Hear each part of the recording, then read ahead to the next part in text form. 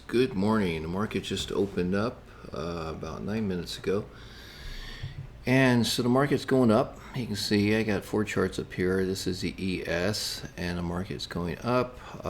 So is the NASDAQ and the Russell, and also the Dow, which actually, what did the Dow do? That was the futures market.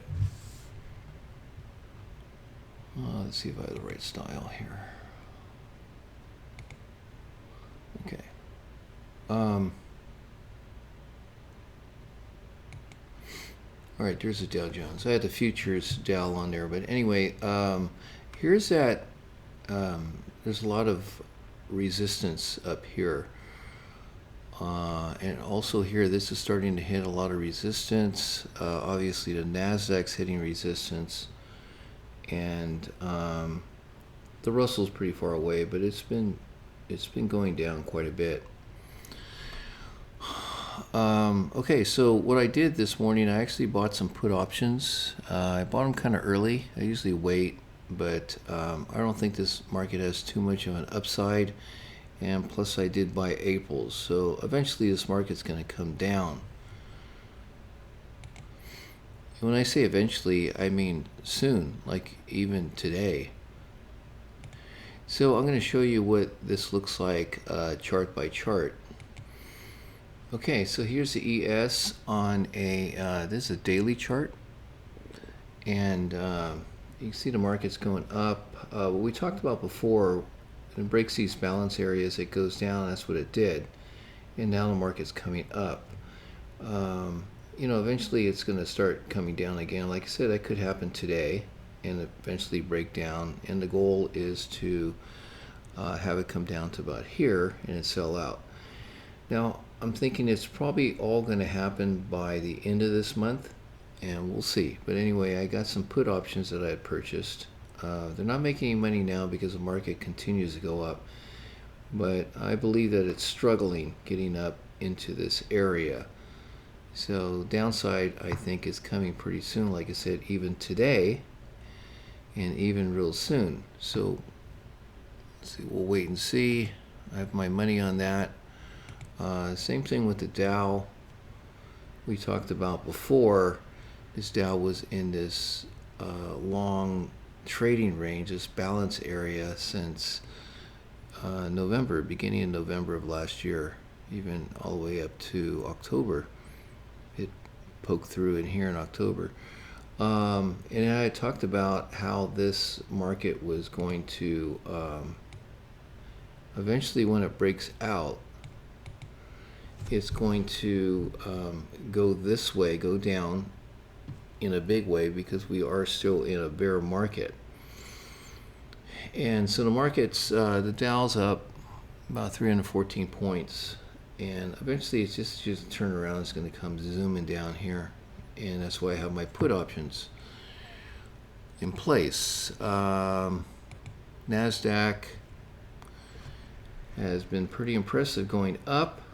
It's still going up here, and how far that's going to go up, I don't know. It could come up into this area right into here, but it's been pretty impressive in how it's not wanting to come down and break out of its balance area. But it's the only one. We've got Russell also that's been pretty impressive on the way down with these big down moves. And then again today, it's got this uptrend. It's got a nice little gap in here. So I do want to mention gaps. There are people that mention trading gaps, and they believe that the gaps will be filled. And so I don't necessarily trade gaps, only because, well, I don't really look at them at all, because if you do that and you get used to trading gaps, then eventually you're going to lose. It's about a 50-50. So the only way you're going to trade gaps is you got to see where the momentum is. If the momentum is down and the market gaps up, yes, it's going to fill that gap eventually. Sometimes it doesn't fill it for a long time, so you have to watch that. If you're day trading, same thing. It might not fill that gap. So I would not use gap trading as a way of trading. It's not very consistent. If the market is going down and a market gaps down, then chances are it might not fill that gap. Like I said, you get about a 50-50 chance. So that's why I trade balance areas, because they're very, very consistent, and they're pretty much right on. I don't see how they're not. I mean, when the market breaks down, it goes in that way in a pretty good direction. And there's balance areas on all different time zones, different charts, time charts. So you'll see them in a 5-minute chart too. And so that's what I trade. Anyway, not much to say. This is a longer term. I'm in for whatever it could be this week. I would eventually get out. Just like I said, when this market starts coming down into this area, then of course I'll sell. But my position I talked about last week, the market came down and it came down about here, and then I sold out. And then the market came back up here. That's where it's at now. And this is a good time to buy put options again for it to come down. And I had mentioned this last week, what I thought would happen, only because that's just the character of the market. That's what it usually does. Market likes to, as it's trending down, it likes to go up before it goes down. And as it's trending up, it does the opposite. If the market's going up, then it usually goes down before it goes up. It's just the nature of how this works. Like I said, it's a buy-sell game. Okay, so we'll see how this market settles down today, and eventually, like I said, it's going to turn around. Right now, see where we're at. Dow Jones is up around 300 points, and the Nasdaq's up about 212. It's pretty good.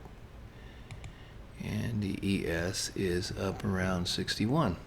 So that's kind of stretching it. I mean, it could go up a little bit further. And then eventually I think it's just going to break down and come down, which would be really nice if it just came down here. Eventually it's going to do that. So anyway, that's my position. I have put options. Yeah, I did buy them early, but I've got them till the very beginning of April. And I'm just going to sit on them and just wait. And that's it. There's nothing else I can do today. I'm not day trading, just this here in longer term. This is less stressful. Day trading can be a little bit stressful because you have to really be by the charts. This type of trading, I can pretty much walk away. Most people don't do that because they think if the market keeps going up, you have to get out.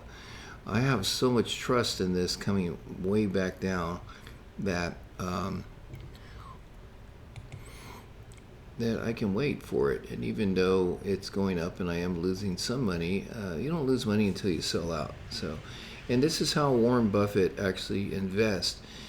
He invests because he has billions of dollars. So when he gets in, of course, he's losing hundreds of millions of dollars sometimes. And then he just waits. But see, most people can't do that, and they're trying to trade like him. And you just can't trade like at that level. But with options and being far out and believing that they're going to come down to here, I can do that, even if this market went way up here. I'm not going to sell because I know eventually it's going to come down. Yeah, sure, I could have bought and waited, but right now my account's not down, actually not that much, And that to me is saying that they're starting to pile up on put options, and that's why the value of my options are not going down that much. So after a while, you get to feel this market and you get to feel what's actually happening before it happens, only because you can kind of see the markers on here and everything looks pretty obvious.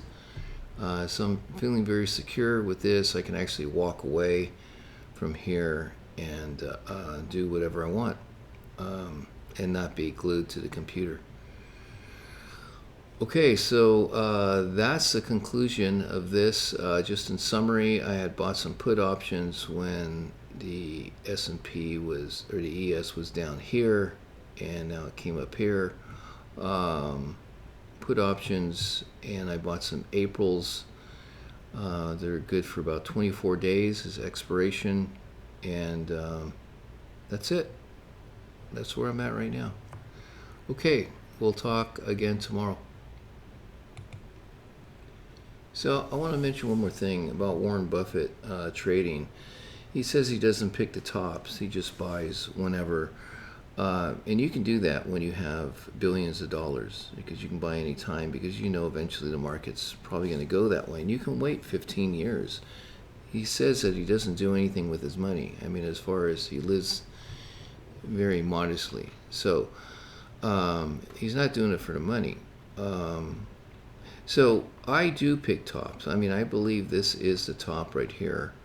Now, I didn't pick it perfectly, meaning that I could have waited till it hit way up here, but I don't do that. It's within hundreds of dollars. I mean, it's really close.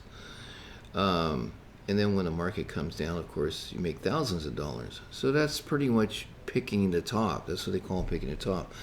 If I were to wait till this market actually hit the very top and rounded and came down, and that's pretty hard to do, and I can actually miss out.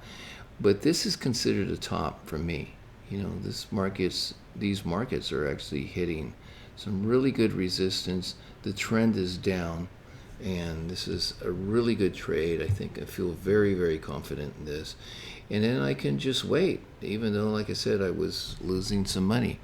As it is now, I'm not down very much. So I consider this pretty much the top. Even if the ES went up into this area, I still consider that the top. And that's what I call the top. As far as timing, yeah, I time it because this is what I'm doing now. I'm timing this. Warren Buffett doesn't have to time it because he can afford to lose hundreds of billions of millions of dollars, sometimes even $1 billion in his trades. Not very often, but hundreds of millions. Because eventually he's going to get it back. And if he doesn't, he admits that he does lose out. You know, doesn't make money all the time. But he can afford to do that. And if he were to lose 3, 4, 5, 6, $10 billion, he's still okay.